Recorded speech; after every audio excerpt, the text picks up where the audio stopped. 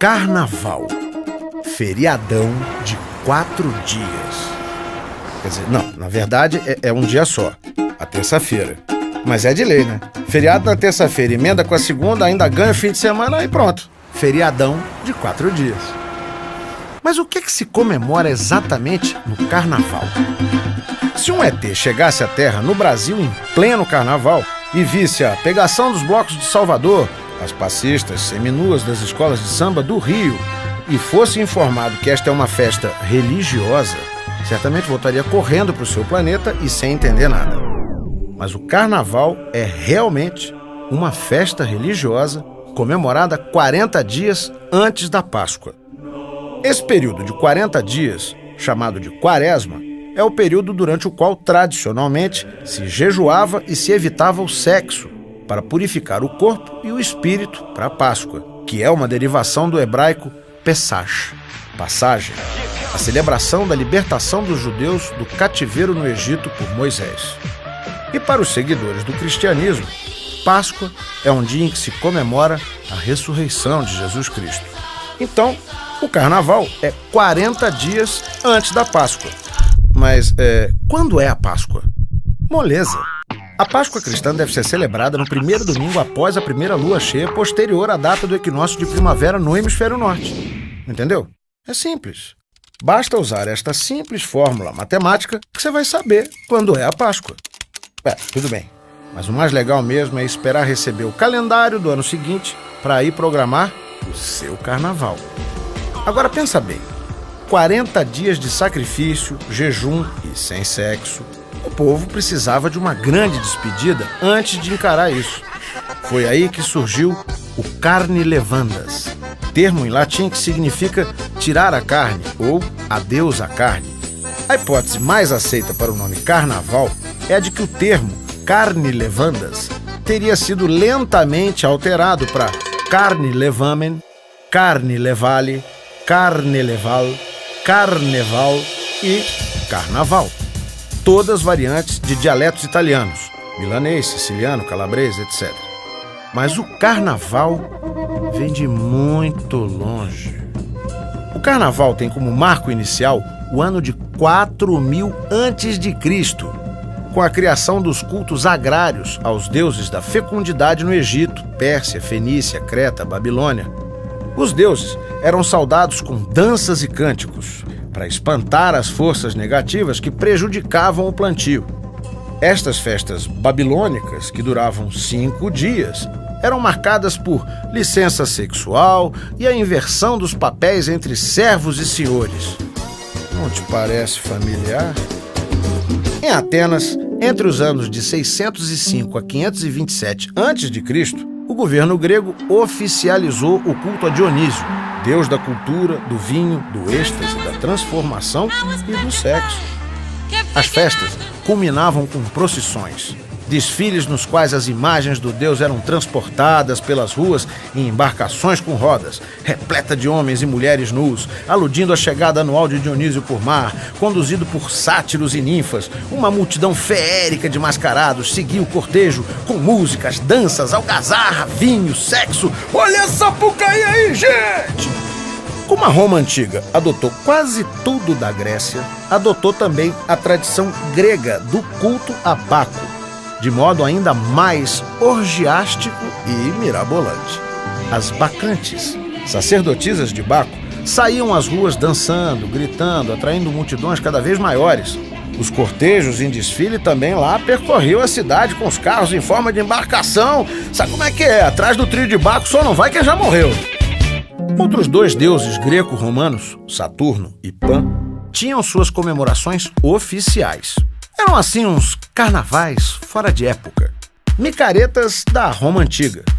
Durante o período da Saturnália, por exemplo, os escravos tomavam os lugares dos senhores e saíam às ruas cantando e dançando para comemorar a liberdade, a igualdade. Podiam dizer verdades a seus senhores, ridicularizá-los como bem entendessem. Os tribunais e as escolas não funcionavam. O espírito satírico e a crítica aos governantes eram tolerados durante os festejos. Era evidente o teor de distensão social e a válvula de escape temporária. Me sinto em casa. À medida que o tempo passava, o carnaval tomava maior vulto sobretudo na Itália, Roma e Veneza, na França, em Paris e Nice, e na Alemanha, Nuremberg e Colônia, até hoje. Em 1545, no Concílio de Trento, entre os assuntos discutidos estava o Carnaval, que termina sendo reconhecido como manifestação popular importante, não devendo ser hostilizado pelo clero. Mesmo depois disso, no entanto, grande parte da igreja manteve sua reprovação, considerando o carnaval pecaminoso, principalmente em círculos restritos, como o da corte francesa diante da Revolução, onde os famosos bailes de máscaras se transformavam em orgias. Exatamente como... Não, na Roma Antiga. Mas como é que o carnaval chegou ao Brasil? Desde os primeiros tempos da colonização, as festas que antecediam a Quaresma no Brasil eram os intrudos. Os intrudos consistiam em brincadeiras e folguedos que variavam conforme os locais e os grupos sociais envolvidos. No final do século XVII, os intrudos eram praticados em toda a então colônia do Brasil. Com a mudança da corte portuguesa para o Rio de Janeiro no início do século XIX, surgiram as primeiras tentativas de civilizar a festa carnavalesca brasileira. Por seu caráter anárquico, o intrudo passou a ser visto como coisa de bárbaros. A partir do ano de 1830, uma série de proibições vai se suceder na tentativa, sempre infrutífera, de acabar com a festa grosseira em todo o território e fazer entre nós um carnaval civilizado, nos moldes de Nice e Veneza. Foram os tempos áureos do chamado carnaval de elite, e houve a importação dos bailes de máscaras e dos passeios mascarados parisienses. O que importa é que numa sociedade como a nossa, o carnaval não poderia ter permanecido como uma cópia do carnaval da Europa. E não permaneceu. Cada cidade seguia sua apropriação da festa. No Rio de Janeiro, no final do século XIX, toda uma série de grupos carnavalescos ocupavam as ruas servindo de modelo para as diferentes folias. Nessa época, esses grupos eram chamados indiscriminadamente de cordões, ranchos ou blocos. Em 1890, Chiquinha Gonzaga compôs a primeira música especificamente para o carnaval, O Abre Alas. A música havia sido composta para o cordão Rosas de Ouro que desfilava pelas ruas do Rio de Janeiro durante o carnaval. Esses cordões e ranchos foram os precursores das escolas de samba do Rio de Janeiro. Em São Paulo, o carnaval popular tem como base as festas das pequenas cidades interioranas, nas quais a população pobre manifestava-se por meio de suas danças e músicas.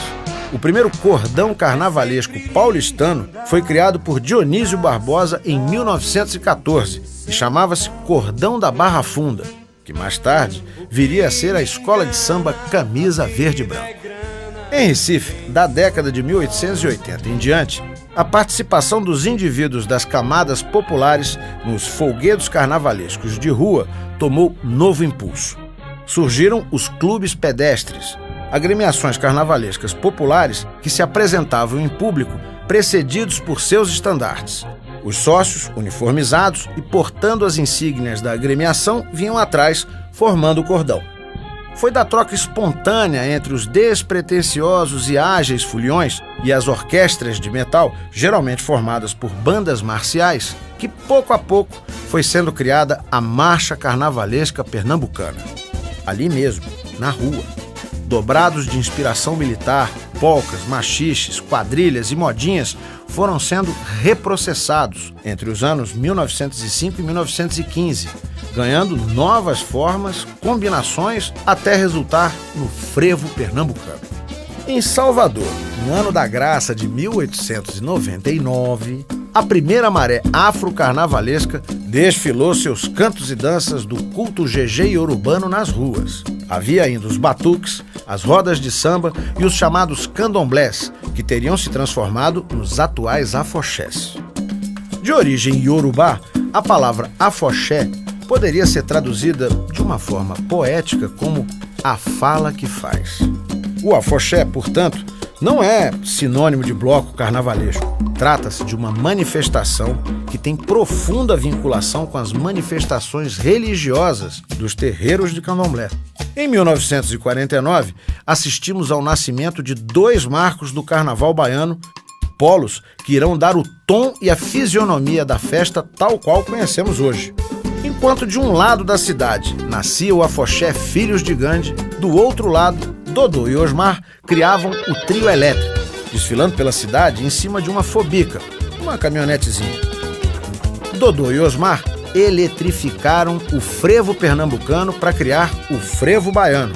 Colocaram um trio básico em lugar da orquestra e instrumentos de corda no lugar dos naipes de metais. Sem terem conhecimento da guitarra elétrica nos Estados Unidos, inventaram pela segunda vez um instrumento agora batizado de pau elétrico, que ganhou depois o nome de guitarra baiana, que tem um som próprio, característico. Por fim, a ideia de tocar em cima de um carro passeando pela cidade gerou um novo modo de brincar. São quase 6.000 anos de história do carnaval.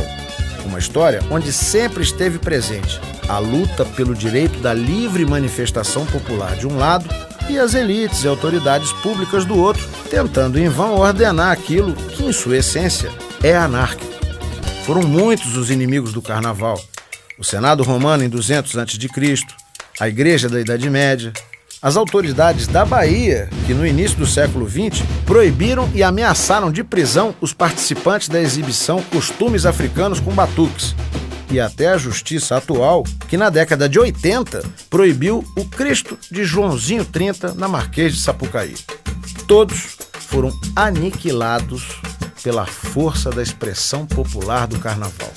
O carnaval forneceu os ingredientes necessários à construção da identidade brasileira, formada pelo universo de quase todas as claves rítmicas, nascidas ou misturadas aqui, sob a qual navegou a história da música popular brasileira. Agora, cá entre nós, por que não celebrar as coisas boas da vida?